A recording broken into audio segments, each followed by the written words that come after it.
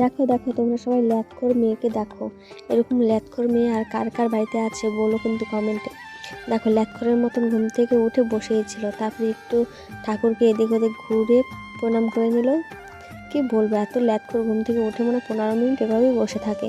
তো হ্যালো বন্ধুরা, কেমন আছো তোমরা সবাই? আশা করি তোমরা সবাই ভালো আছো আর আমিও খুব ভালো আছি।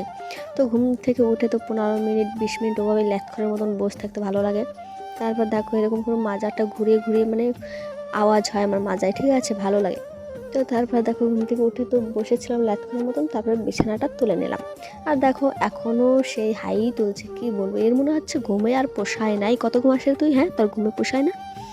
তারপর দেখো ঘুম থেকে উঠে এখানে উঠানটা ঝাড় দিয়ে নিচ্ছিল, কারণ প্রত্যেকদিন তো মাই করে। আমি ঘুম থেকে একটু দেরিতে উঠি। তারপর মা ওইদিকে বাসি কাজ সারছিল আর এইদিকে আমি উঠানটা ঝাড় দিয়ে নিচ্ছিলাম। তারপর দেখো যেহেতু দুজন মানুষ বাড়িতে আর দুজনকে মিলেমিশে কাজ করতে হবে, তারপর উঠান টুঠান ঝাড় দেওয়ার পর বিরাস আর কলগেট নিয়ে চলে গেছিলাম কলের ধারে। ওখান থেকে বিরাস করে এসে ফ্রেশ ট্রেশ হয়ে দেখো এখানে আমি একটু পোস্ট মারছিলাম, ঠিক আছে। তারপরে আমাদের মানে গাছপালাগুলো একটু দেখাচ্ছিলাম তোমাদেরকে। তারপর দেখো এখানে চা পিয়েছি, কারণ আমি এখন চা খাবো, ঠিক আছে। তো এখানে আমি চা ঠাক বানানোর পরে তার এখানে আমি চাল ধুয়ে নিচ্ছিলাম, কারণ আমাকে চাপাতে হবে ভাত। তারপর দেখো চাল ধুয়ে চালটা দিয়েও দিলাম হাঁড়িতে, আর ওইদিকে কড়াইতে বসিয়েছি ডাল।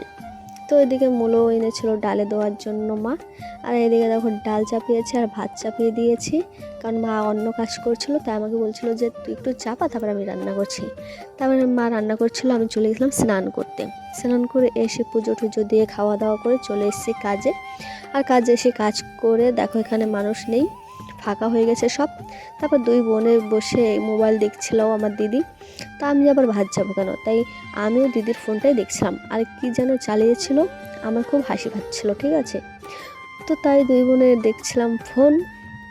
তো এরকম করে আমাদের দিনটা কেটে যায় কাজে গিয়ে।